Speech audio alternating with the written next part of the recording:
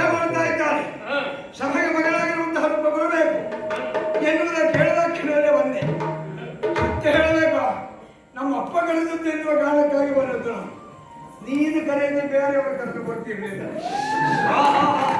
ಹಾಗಾಗಿ ನಮ್ಮ ಅಪ್ಪನ ಸಭೆಗೆ ನಾನು ಸೇರಬೇಕು.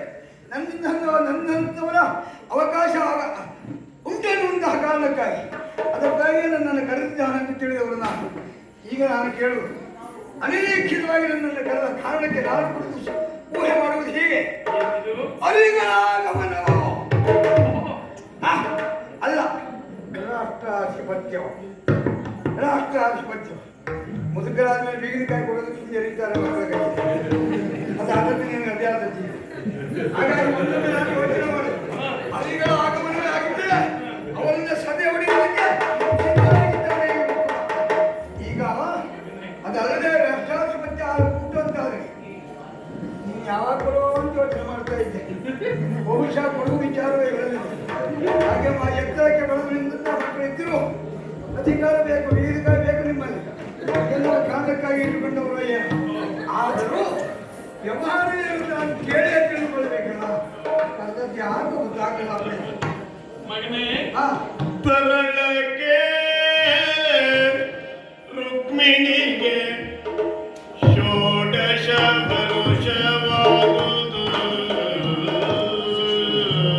ಯೋಗ್ಯ ಪುತ್ರಳಾಗಿದ್ದಾಳೆ. ತರಳಕ್ಕೆ ರುಕ್ಮಿಣಿಗೆ ಷೋಡಶ ವರುಷವಾಗುವುದು.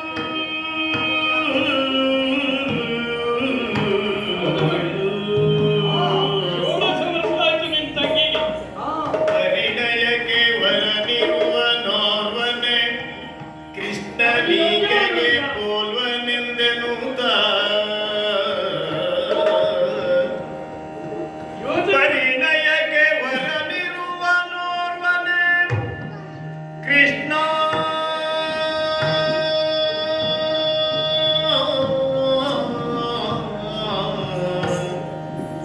ಪರಿಣಯಕ್ಕೆ ವರನಿರುವ ನೋರ್ವನೆ ಕೃಷ್ಣನಿಗೆ ಪೂರ್ವನೆಂದೆನುತ.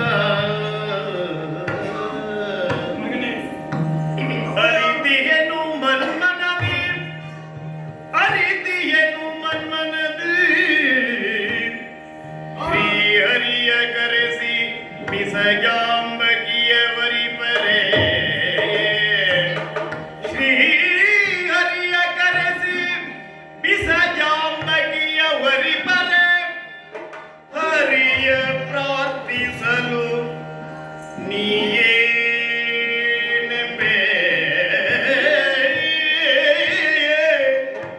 ಶ್ರೀಹರಿಯ ಕರೆಸಿ ಬಿಸಜಾಂಬಕಿಯ ವರಿಸಲು ಪ್ರಾರ್ಥಿಸಲು ಹರಿಯ ನೀಯೇನೆಂಬೆ. ನೀಯೇನೆಂಬೆ ನೀಯೇನೆಂಬೆ.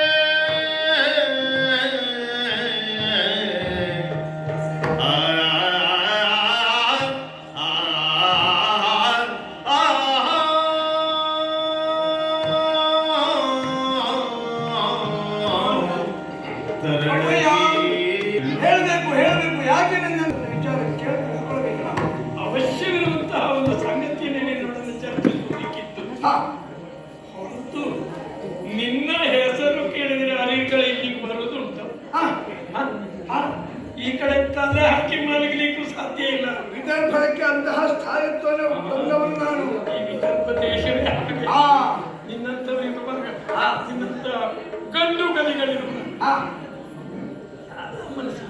ಅಪ್ಪ, ನೀನೇ ಬೆಳೆಸಿದ ಮಕ್ಕಳು, ಅದಲ್ಲ ಸಂಸ್ಕಾರ ಕೊಟ್ಟವನು ನೀನೆ. ಹಾಗಾಗಿ ನನ್ನ ಹೆಸರು ಕೇಳಿದ್ರೆ ಸಾಕು. ಇಲ್ಲಿ ಮುದುಕರೇ ಇದ್ದಾರೆ ಅಂತ ಭಾವಿಸಬೇಡ ನೀನು.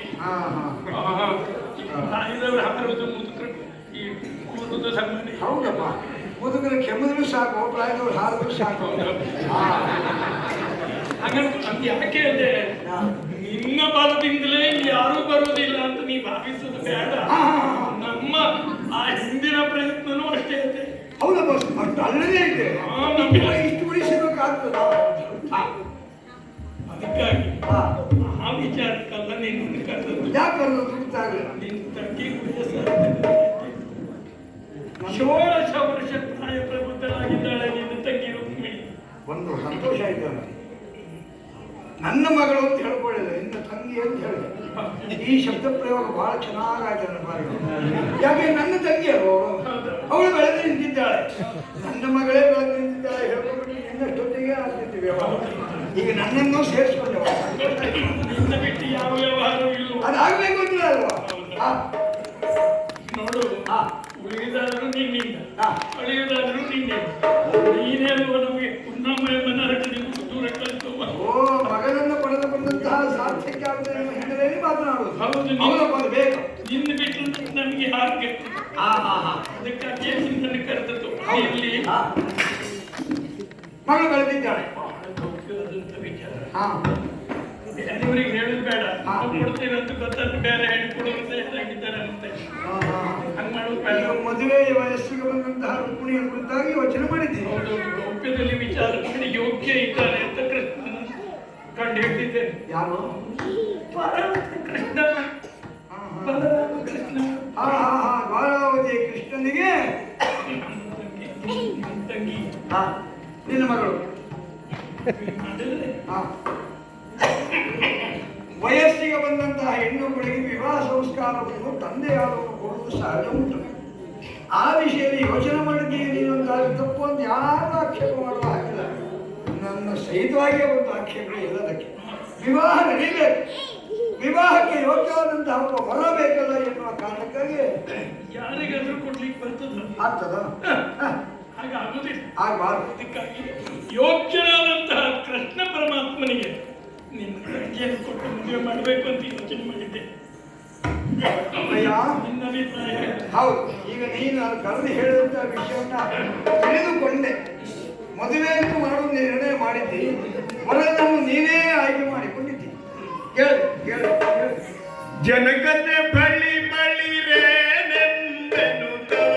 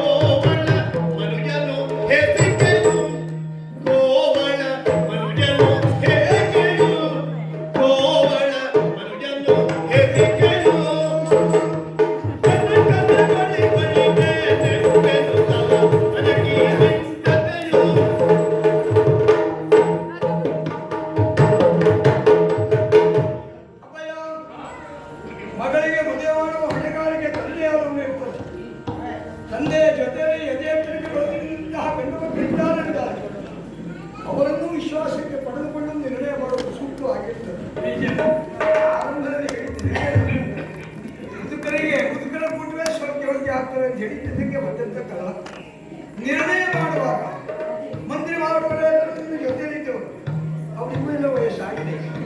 ಅವರಿಗೆ ಸಲಹೆಯನ್ನು ಕೊಡುವವರು ಸಲಹೆ ಕೊಟ್ಟು ಹೇಗೆ ಕೊಡ್ತಾರೆ? ನಿನ್ನ ಮನಸ್ಸಿಗೆ ನೋವಾಗದಂತೆ ವ್ಯವಹಾರ ಮಾಡುವುದಕ್ಕೆ ಮುಂದಾದವರು. ನಮ್ಮಂತೂ ಹಾಗಲ್ಲ, ನೇರ ದಿಟ್ಟ ಬಿಟ್ಟ ನಿರಂತರ ಮಾರ್ಗ ನಮ್ಮ ನೇರವಾಗಿ ಹೇಳಬೇಕು. ಯಾವುದು ಸರಿ ಅಂತ ಗಣಿತವನ್ನು ಸರಿ ಅಂದ್ರೆ ಒಪ್ಪುದು. ನಮ್ಮಲ್ಲಿ ಒಪ್ಪುಗಳಿಗೆ ಕೊಡ್ತಾ ಇಲ್ಲ.